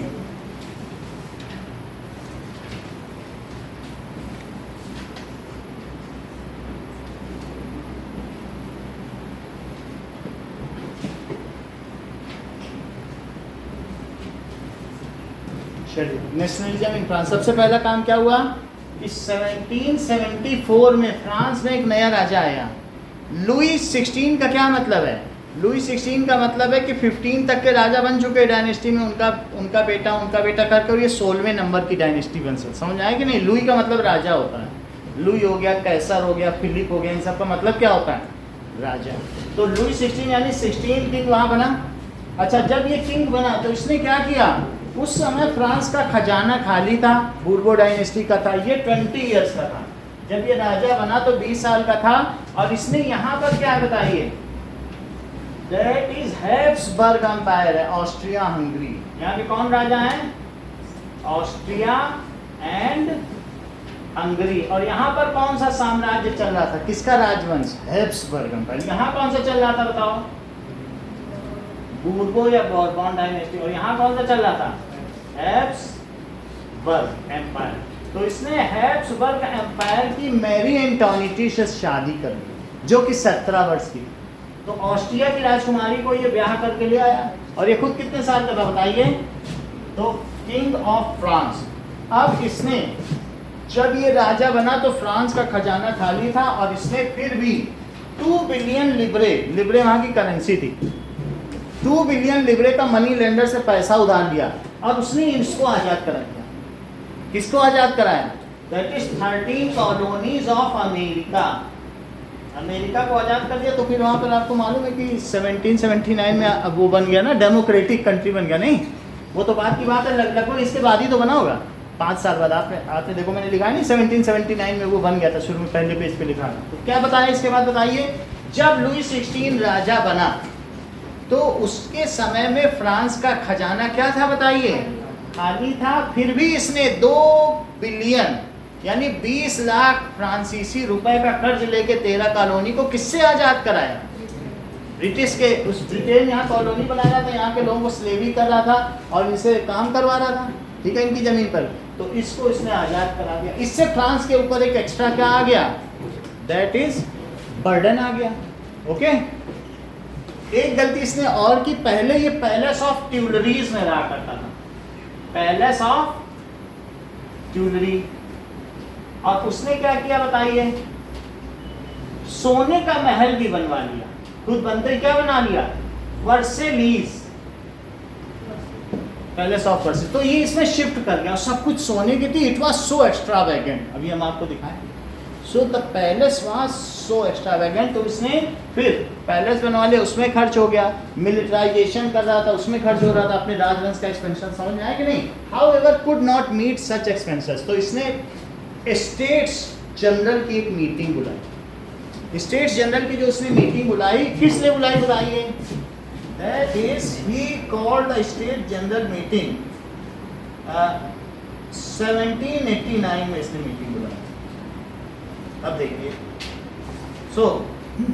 ऐसा ये जो मीटिंग थी ये 3 स्टेट्स के मेंबर की थी जिसको बुलाया गया था। ओके नाउ, सो 5th में इसने क्या किया बताइए? ही फ्रीड, देखिए, he freed 13 American colonies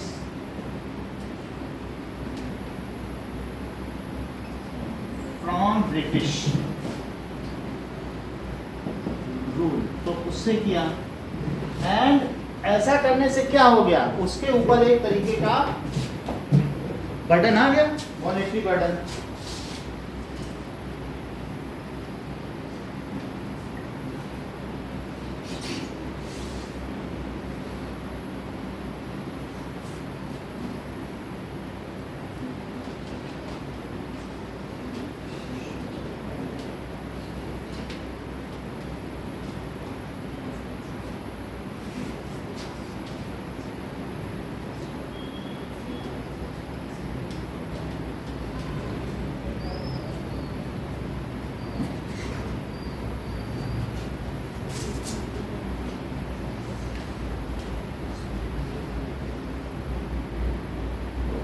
Now,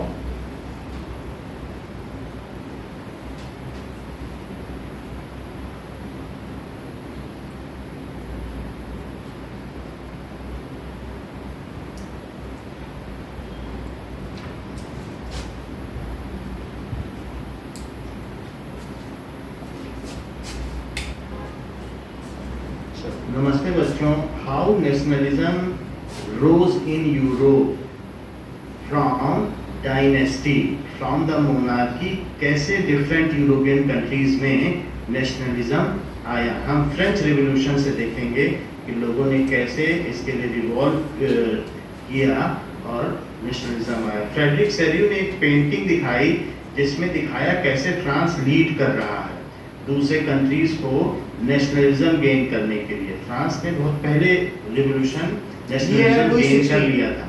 Louis 1674 में महाराजा बना। तो लुई 16 जब फ्रांस का किंग बना तो उस समय उसका खजाना खाली था। The treasury was empty. तो फ्रांस का किंग लुई 1 से लुई 16 तक लगातार राजा बनते रहे। लुई 18 इनकी बूर्बो डायनेस्टी का लास्ट किंग था। इसने मैरी एंटोनी से शादी की। ऑस्ट्रिया की हैब्सबर्ग एम्पायर की क्वीन से शादी की जिसका नाम मैरी एंटोनिटी था।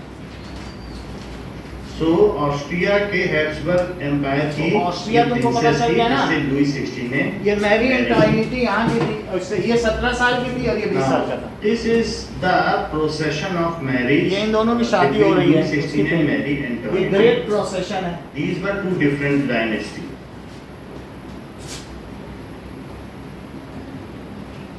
Louis 16 prince palace of Versailles में रहता था जो बहुत भव्य महल था। अब यहाँ और पर मैरी देखिए, एंटोनी- ये इनका जो पैलेस था ये कितना भव्य था, इससे आप देख सकते हैं। इस बार ये सोने का महल था।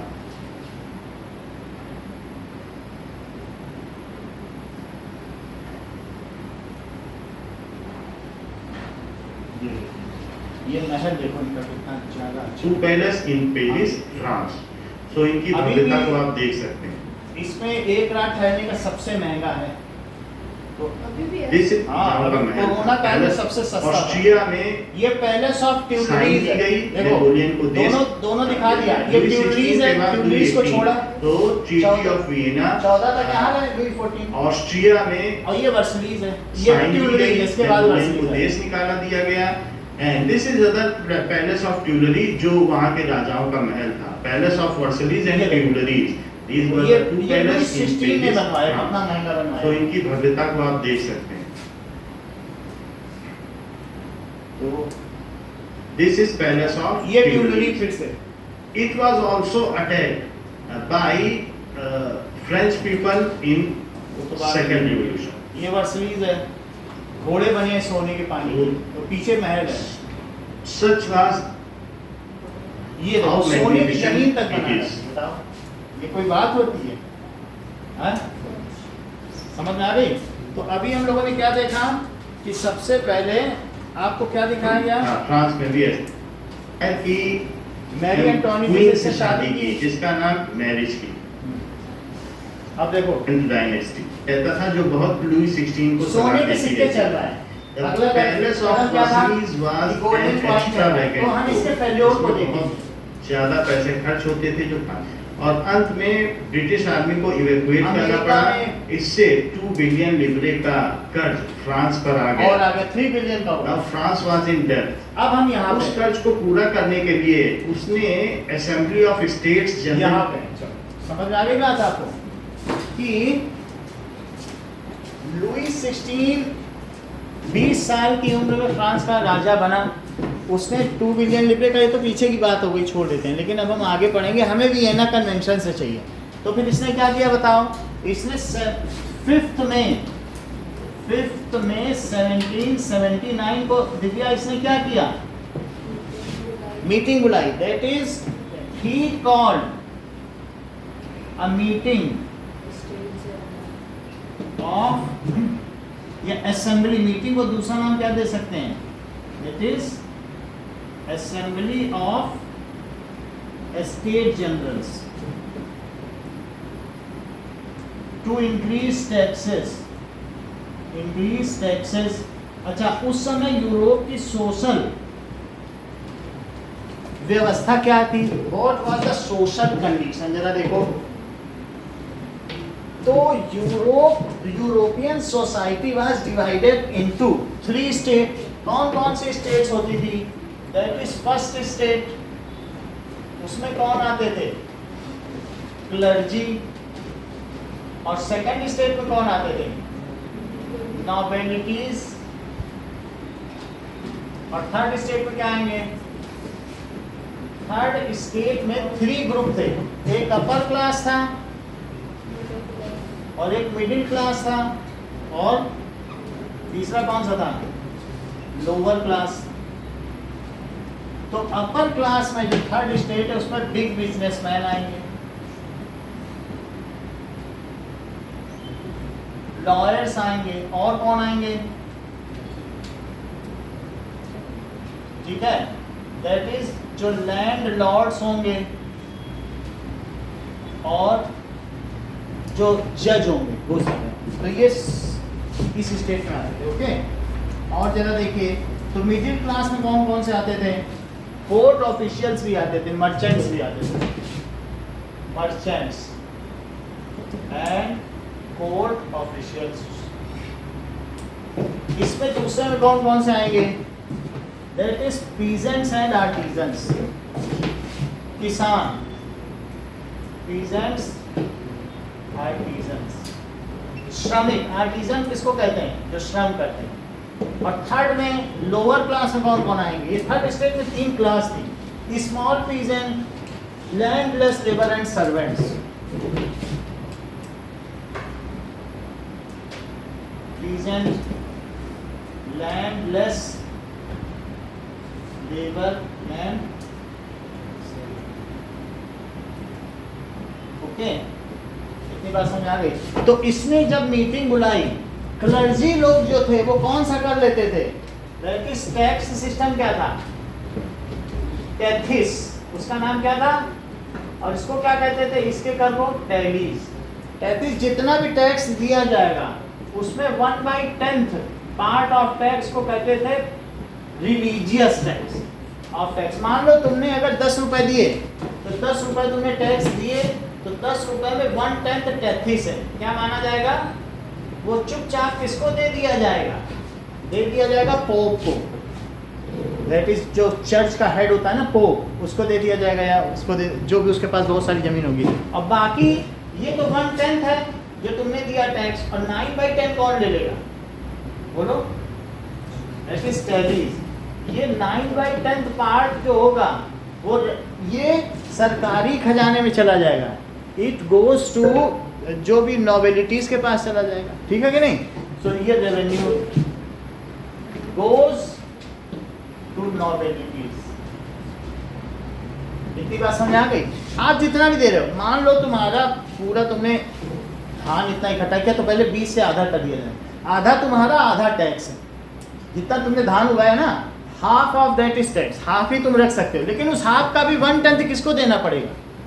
वो चला जाएगा टैक्स में, और बाकी जो 9/10 पार्ट है वो कौन ले लेगा? नोबिलिटी। बोलो बात समझ आ गई कि नहीं? इट इज द, जैसे तुमने इतना चीज कमाई है, इतना तुमने मान लीजिए इनकम किया, धान लिया, गेहूं, कोई ग्रेन्स है, हाफ इज योर्स और हाफ क्या है बताइए? टैक्स है। उस टैक्स का 1/10 कौन ले लेगा बताओ? टैक्स। और बाकी कौन ले लेगा? टैक्स। तो अब यहाँ पर 3 स्टेट के मेंबर्स थे। जब इसने असेंबली ऑफ स्टेट्स की मीटिंग बुलाई तो कब बुलाई बताइए? लुई 16 ने असेंबली ऑफ स्टेट्स की मीटिंग क्यों बुलाई? टैक्स बढ़ाने के लिए। टैक्स क्यों बढ़ाना चाहता था? बिकॉज मनी लेंडर्स उसको परेशान कर रहे थे, दे वर इंसिस्टिंग दैट हमारा पैसा हमें वापस करो। तो उसने असेंबली जनरल की स्टेट की मीटिंग किस डेट को, किस महीने में, किस दिन बुलाई? 5 मई 1789 में बुलाई। और इसके पहले ये मीटिंग कब बुलाई गई थी टैक्स बढ़ाने के लिए? क्या 1614 में? 130 साल पहले। 130 साल से टैक्स नहीं बढ़ा। तो इसने कब बुलाई बताइए? 5 में। और तीनों स्टेट के मेंबर्स थे। फर्स्ट स्टेट के कितने मेंबर थे? देखो वहां देख के बताओ इनके। फर्स्ट स्टेट के कितने थे? 300 मेंबर। सेकंड स्टेट के कितने थे? और थर्ड स्टेट के बोलो अंशुप्रिया कितने थे? 600। और राजा बैठ गया, उसने कहा ठीक है सब लोग बैठ जाओ। ये देखो, ये फर्स्ट स्टेट के लोग बैठे हैं, ये सेकंड स्टेट के, थर्ड स्टेट के 600 लोग खड़े हैं, ठीक है। जो थर्ड स्टेट के लोग थे उसमें भी अपर क्लास के लोग जाते थे चुन के, और कोई नहीं जाता था, इन्हीं में से जाते थे 600 लोग। समझ आ गई बात? नाउ अब इन सब से बोला गया, इनका 1 वोट था, 1 स्टेट 1 वोट का प्रिंसिपल था, और ये इसका भी 1 वोट था। तो अगर मान लो लुई 16 होता है, बताओ तीनों स्टेट के लोग टैक्स बढ़ाया जाए या ना बढ़ाया जाए? हर एक स्टेट को एक हाथ उठाना, 300 हाथ नहीं उठेंगे, एक हाथ। तो बोलो कौन कौन कहेगा हाँ बढ़ाया जाए? ये दोनों कहेंगे हाँ बढ़ाया जाए, ये कहेगा नहीं, तो ये इनको फिर देना पड़ेगा। राजा बोलेगा हाँ प्रस्ताव पास हो गया, 2 स्टेट के लोग कह रहे हैं, क्योंकि वो तो लाभार्थी हैं, they are beneficiaries, so they will tell yes taxes should be increase. बोलेंगे कि नहीं बोलेंगे? तो बोलो ऐसी स्थिति में थर्ड स्टेट को क्या टैक्स देना पड़ता? और उस समय क्या था? दैट इज सब्सिस्टेंस क्राइसिस चल रहा था। सब्सिस्टेंस क्राइसिस का मतलब समझते हो कि दैट इज, जरा देखिए इस 17, यहाँ तक की बात तो आपको समझ में आ गई कि नहीं कि टैक्स बढ़ना चाहिए, लेकिन थर्ड स्टेट टैक्स क्यों नहीं देना चाहता था? जबकि लास्ट टाइम ये मीटिंग कब बुलाई गई थी बताओ भाई? लास्ट टाइम तो 1614 में मीटिंग हुई थी ना, तो कितना समय हो गया था, अभी भी टैक्स न बढ़ाया जाए क्या? कितने साल हुए थे? बड़ी बात की नहीं? इसके बाद मीटिंग ही नहीं बुलाई, लास्ट टाइम मीटिंग हुई थी। और सब्सिस्टेंस क्राइसिस अभिषेक क्या है यहाँ पे बताओ? बिल्कुल, that is from 1715 to 1779। Hello hello, 7:30 होगी मैम। Now, from 1715 to 1715 से 1789 की बात कर रहा हूँ। ये it is a period of subsistence crisis. ये बिल्कुल सही बात बोल रहा है Abhishek, subsistence crisis. During this period the population of Europe, पूरे यूरोप की समझ लो, मैं तो यहाँ फ्रांस की बात कर रहा हूँ, ये एक्सपोनेंशियली बढ़ी, यानी पूरे यूरोप की पॉपुलेशन 2.5 गुनी हो गई। 2.5 गुनी तो नहीं, लेकिन काफ़ी ज़्यादा बढ़ गई। फ्रांस की मैं बात करूँ, there was subsistence crisis in France. क्यों? क्योंकि फ्रांस में सब जगह कॉलोनी हो रही थी, सब कुछ हो रहा था, बहुत सारे लोग क्या नए नए बिजनेस खुल रहे थे, साइंस का ज़माना चल रहा था, तो बहुत सारे लोगों की ज़रूरत थी, तो फ्रांस की पॉपुलेशन से कितने मिलियन बढ़ गई। That is population rose from 23 million to 28 million. यानी 23 मिलियन का मतलब है कि 2.3 करोड़, 230 मिलियन हो गया, ठीक है कि नहीं? तो 230 बिलियन 230 में तो 2.3 करोड़ से और 28 मिलियन, इसको ऐसे करते हैं 1 2 3 4 5 6 जीरो लग गए, 10 लाख तो 2.8 करोड़ ऐसा। इतनी बात समझ आ गई? There was scarcity of food and it was, जब मैं बात कर रहा हूँ मई की, तो उस समय मई के बाद ये विंटर का भी समय था, तो फसलें खराब हो चुकी, उस समय ऐसा रहता होगा वहाँ फसल खराब हो चुकी थी, ठीक है कि नहीं? तो इस वजह से क्या हुआ कि the people were struggling for their basic needs. However, Louis XVI proposed for the raising of taxes. People were in no condition to pay extra tax because they were in subsistence crisis. They were struggling for their basic needs. बात समझ में आ गई?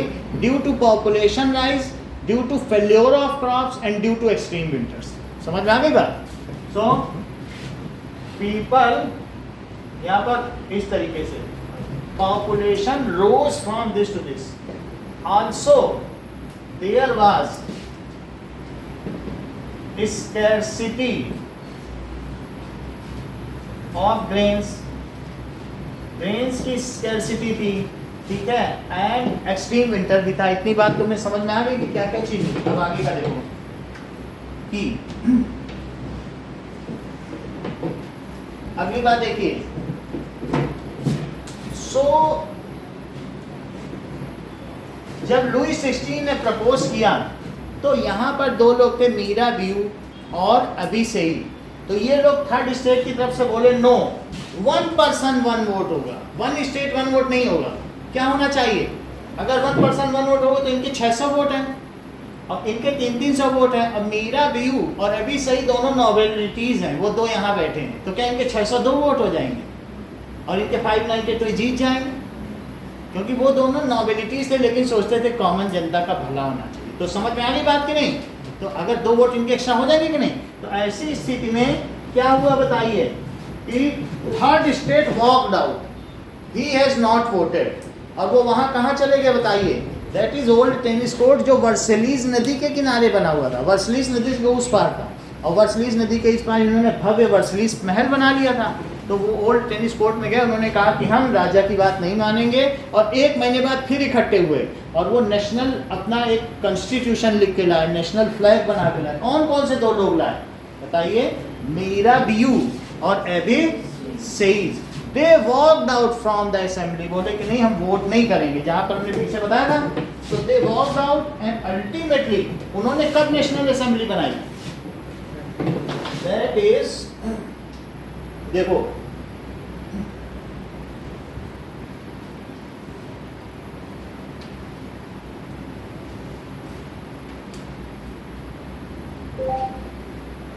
The French revolution sunshine.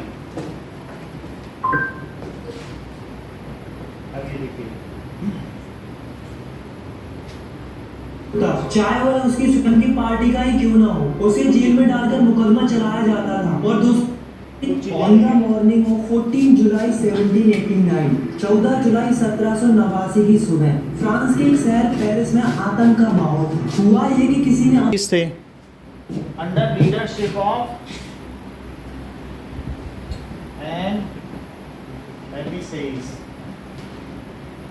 इनकी leadership में दे formed national assembly. फिर क्या हुआ?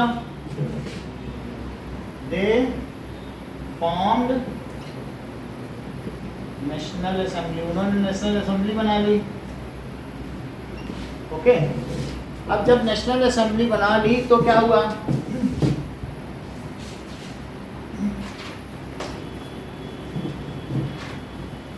Louis 16 कभी भी नहीं चाहता था, they insisted, Louis 16 to follow the constitution. National assembly में क्या होता है बताइए? They made their constitution and made a tricoloured France flag. उन्होंने इंपीरियल फ्लैग को छोड़ दिया और अपना कॉन्स्टिट्यूशन बनाया कि नहीं। So they made their constitution.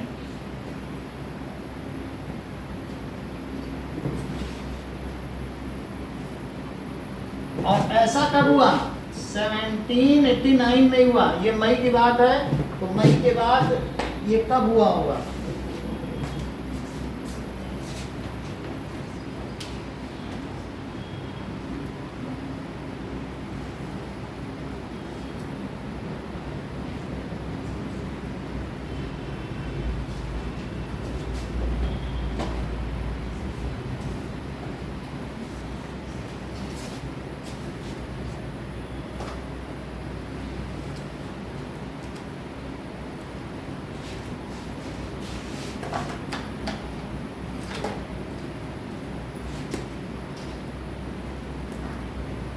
किसी को पता है तो नहीं, तो मैं इसी बुक से देखूँ कब बनी है नेशनल असेंबली। डेट नहीं याद है ना? तो नहीं, मंथ जून में बनी होगी ना? 20 जून होगी।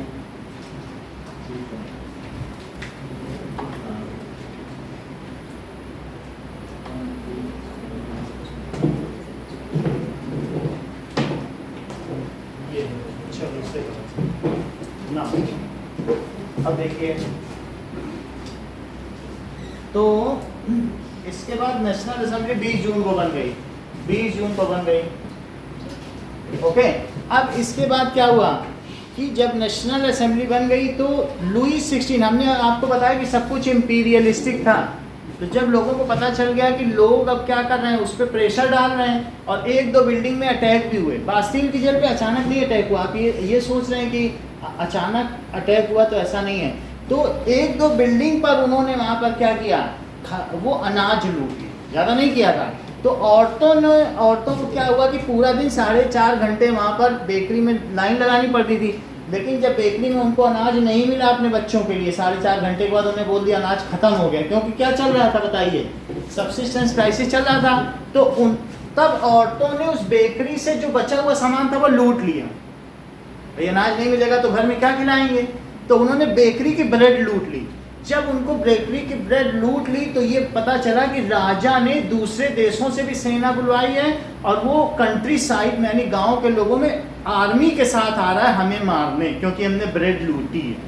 ये लोगों में भय हो गया, अरे हमें मारने आ रहा है, हमने तो ब्रेड लूट ली है, बात समझाई। लेकिन राजा ऐसा नहीं था, वो मारने नहीं आ रहा था, वो सेटलमेंट कराने आ रहा था। भाई तुम्हारी समस्या क्या है? तो इन लोगों ने कहा राजा तो मार देगा, हमने तो ब्रेड लूट ली है। तो ये पहुंच गए कि हमें भी कुछ हथियार चाहिए, नहीं तो हम राजा से कैसे लड़ेंगे, हम तो मर जाएंगे। तो इन्होंने इसी के बाद 20 अगस्त के बाद, अब अगला महीना कौन सा आता है, 14 जुलाई ना, तो 14 जुलाई को की बात है। तो सब्सिस्टेंस, तो ये नेशनल असेंबली बन चुकी थी, ये प्रेशर दे रहे थे, लेकिन सब्सिस्टेंस क्राइसिस भी तो साथ ही साथ चल रहा था कि नहीं। तो ऐसे में क्या हुआ कि जब लूटिंग ऑफ ब्रेड हो गई तो 14 जुलाई को ये अफवाह फैली कि राजा अपनी सेनाओं के साथ उनको मारने आ रहा है, क्योंकि उनकी औरतों ने ब्रेड लूट ली है।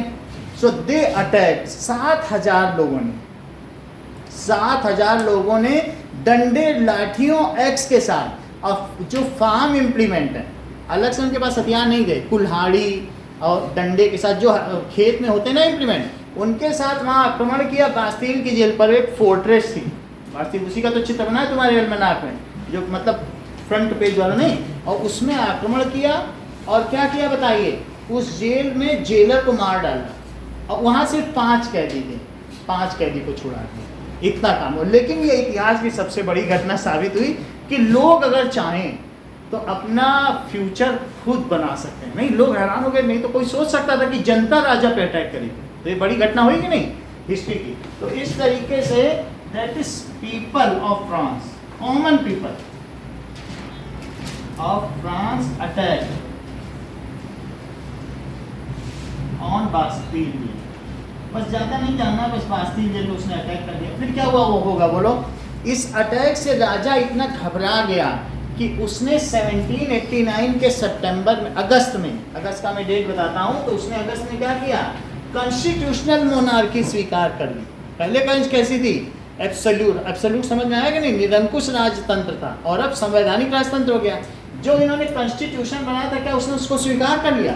बोला राजा मैं ही रहूंगा, कॉन्स्टिट्यूशन में। बोलो बात समझ आ गई? तो अगली बात क्या कही गई?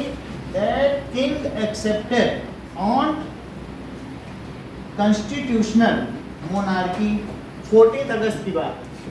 सो अगस्त ही लिख लो, अगस्त 7, ये उसी 1-2 महीने में होता जा रहा है बस। तो 89। सो लुई 16 एक्सेप्टेड कॉन्स्टिट्यूशनल मोनार्की।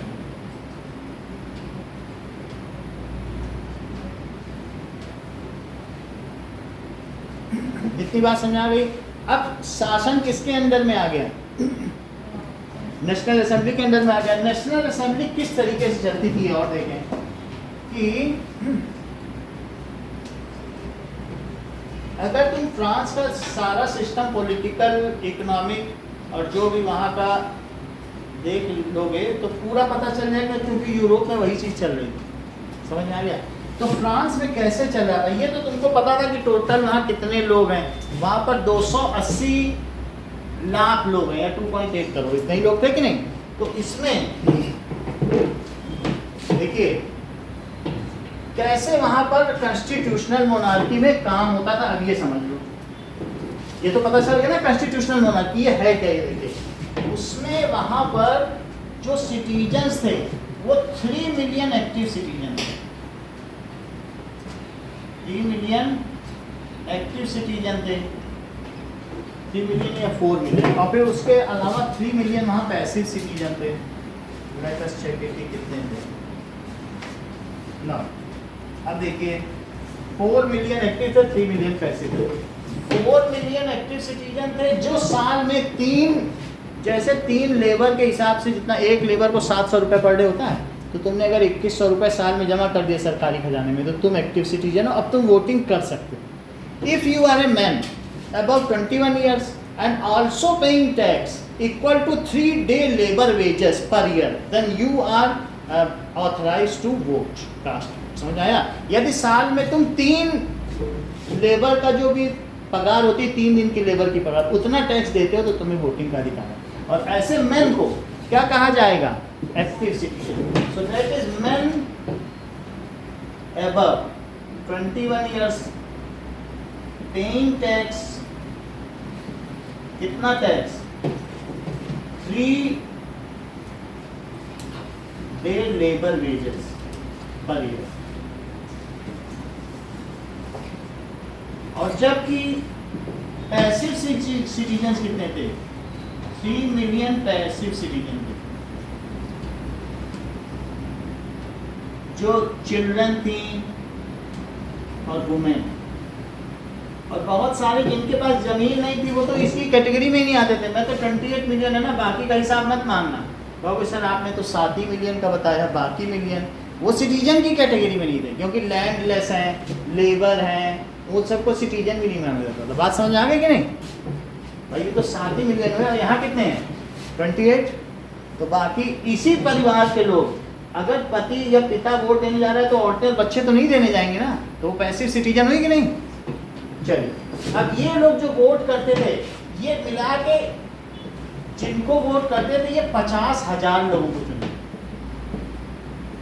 उनको क्या कहते थे? इलेक्टर्स। तो इन्होंने किसको इलेक्ट किया बताओ? बात समझ में आ गई कि क्या हुआ? 4 मिलियन का मतलब समझते हो 40 लाख। तो 40 लाख लोगों ने 50,000 इलेक्टर्स को वोट कर दिया।